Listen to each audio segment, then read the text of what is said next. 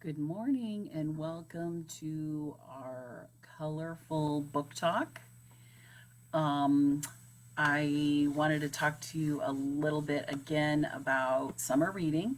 We're almost halfway done, but there's still plenty of time to get registered at Beanstack at our website, rockislandlibrary.org. Just register, put your name in, and then you can add your books from there and earn your digital badges. And then you come into either one of our locations and collect your prizes. And it's for everybody from 0 to 100 years old. Read those books, earn your digital badges, earn your prizes. You have until July 31st. And I'm going to just talk about children's. July is going to be a fun month. July 15th, we have Babalu. He's going to be at Lincoln Park at 10:30. He's an energetic singer and entertainer. He's very fun. So please come and join us July 15th at 10:30 at Lincoln Park. I'll tell you more about that as it gets closer. We'll continue to have our weekly crafts roll out every Monday. They can be picked up at the Downtown Children's Department, Southwest, or from the mobile library. You don't have to register, just come in and get them. And first come, first serve. So, also, I am with the mobile library.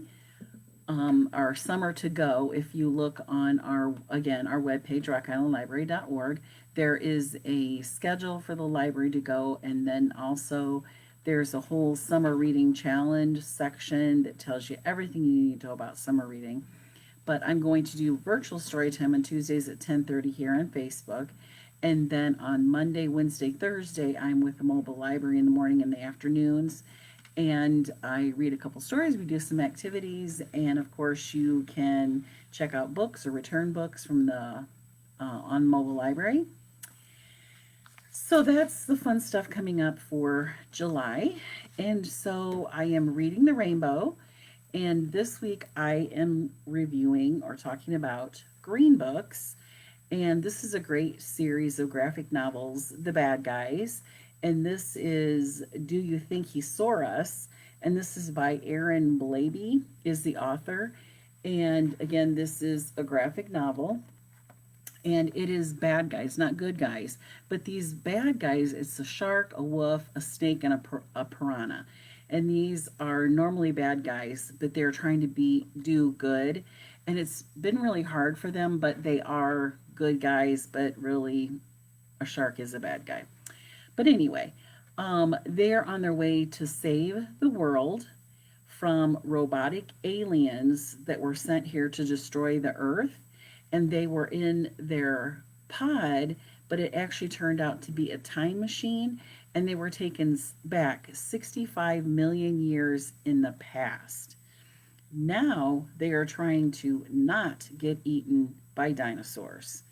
And Mr. Wolf, he is sure that if you don't move, that they won't see you. And of course, Piranha and Shark are saying, yeah, I really think they see you. And he's like, oh, no, no, I'm not moving. They don't see me. Of course they do. And they take off on a chase. So now they're trying to make a plan. Now they realize that they are seen and they are trying to make a plan.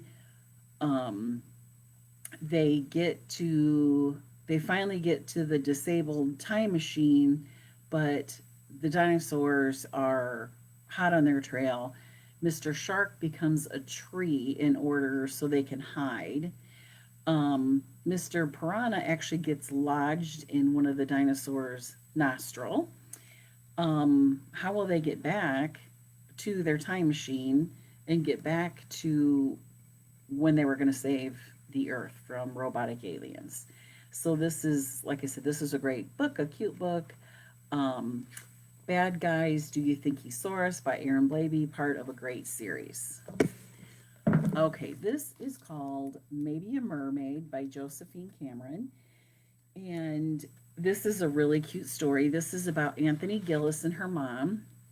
and her mom sells Beauty and the Bee cosmetics, kind of like Avon or Mary Kay. And Anthony is a little girl, and she helps her mom. And so the two of them, they're moving around constantly.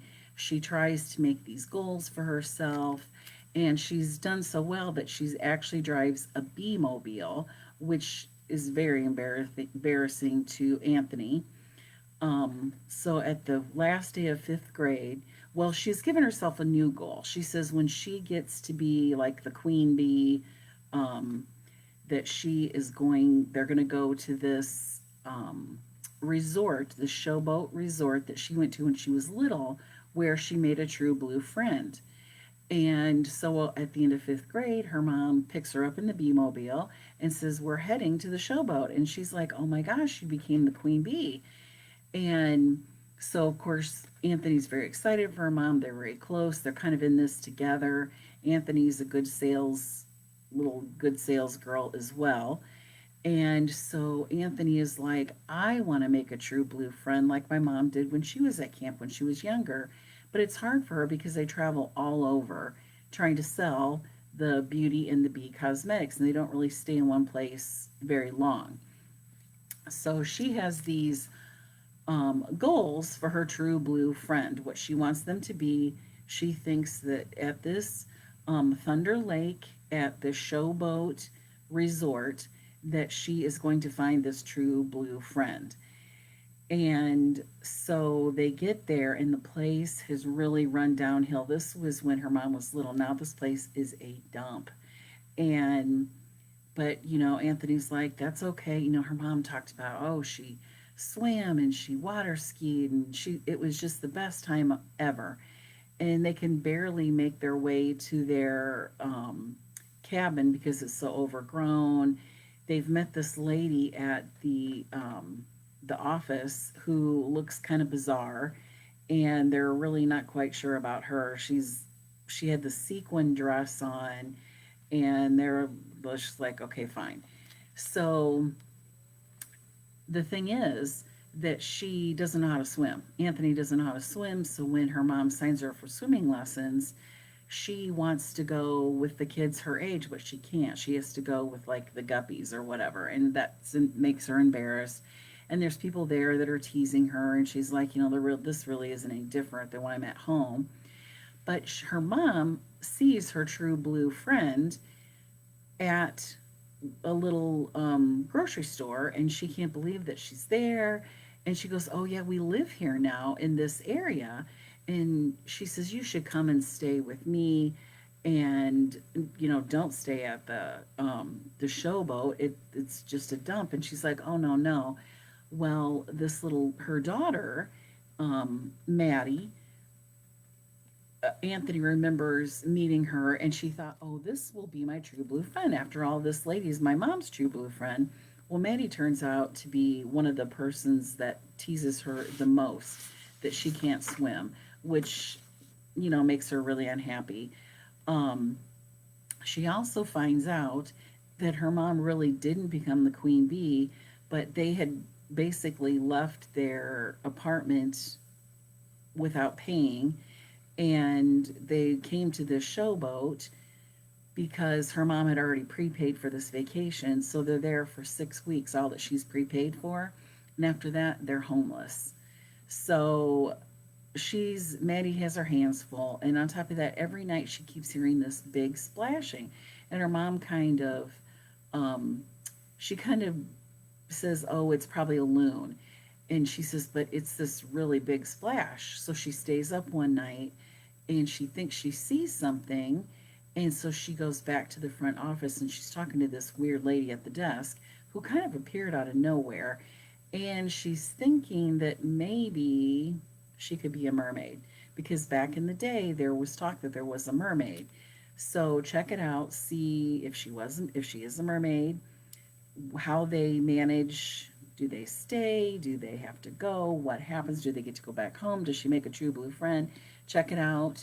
Maybe a Mermaid by Josephine Cameron. This next one is also very cute. The Dragon in the Sock Drawer by Kate Climo. This is Jesse. He lives with his cousin, his aunt and uncle, because his parents are scientists and they travel around the world. So, his uncle is a geologist, and so they always are on these rock hunts. Well, he finds a rock, and his uncle says, "Oh, that's a thunder rock. When we crack it open, it's going to be a geode, and it's going to be beautiful inside."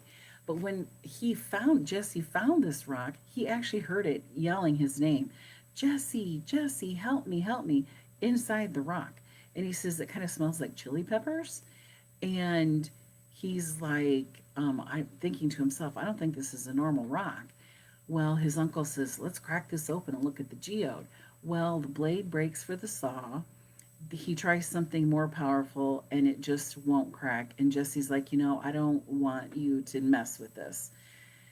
And so his uncle's like, but it's going to be beautiful inside. He goes, no, no, no, I want to keep it like a pet rock. Well, Daisy, his cousin, um, they have always hoped that something magical would happen to them. And so she's kind of teasing him that he's got a pet rock. And so he puts this rock into his sock drawer and he confesses to his cousin, I think I heard this yelling to me. And she's like, I heard it too. And so they're not quite sure what's going on, but they're at breakfast. They hear a rumbling. This is the next day. They come upstairs, and just as they are getting ready to open the door, this rock has hatched, and it just blew. I guess there wasn't a picture. It kind of blew everything, blew the door off. His aunt has gone to Paris for a conference, so it's just his uncle, and he's all about his rocks, and he's kind of in his own little world. And so now these two have this baby dragon, who they call Emmy, and they have to figure out what to feed her.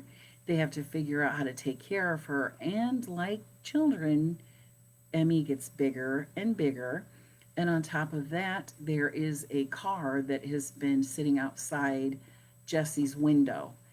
And they go to the library where they want to find out some information. Yay, library. And the one book that has what they need to know is gone.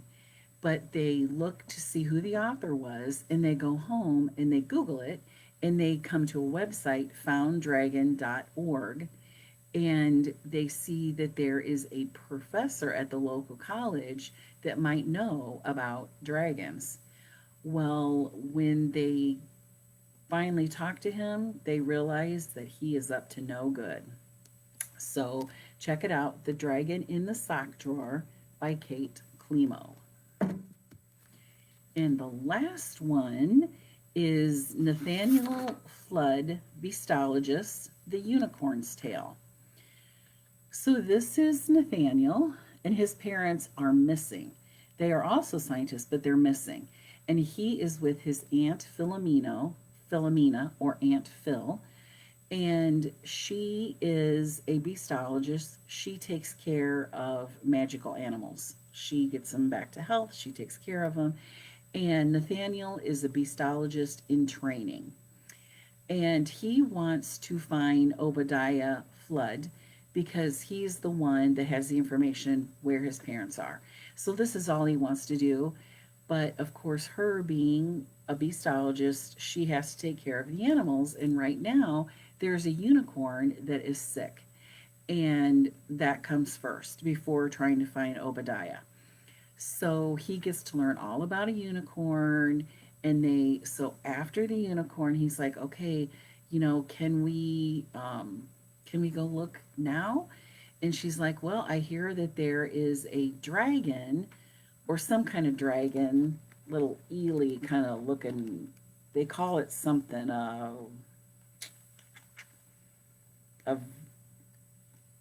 don't remember what they call it. A quiver maybe. It's like a eel. So they have to get this dragon out of the well and put back where it belongs. And so they encounter Obadiah, and of course Nathaniel is so excited. He's like, "Oh my gosh, you know where my parents are?" And he said, "Oh, I'll tell you where they are, but I want the Book of Beasts. Aunt Phil has to turn it over." And she says, "I will not." And he says, but it's my parents. And she says, I am taking care of these magical animals, and if it's not for me, because he wants them, because he drinks their blood and stays alive. He's like a gazillion years old, this Obadiah. And so she won't give it up. So now Nathaniel is doesn't know what to do. Should he give up the book? Should he, how is he going to find his parents? How will these animals be taken care of? And he's a beastologist in training, so if Aunt Phil is gone, it's up to him. So he's got a dilemma. So check this out. Nathaniel Fled Beastologist, The Unicorn's Tale by R.L. Lafevers. Okay, so that was our green books this week. So next week, I will be talking about blue books. Everybody have a wonderful weekend, and I'll see you later. Bye.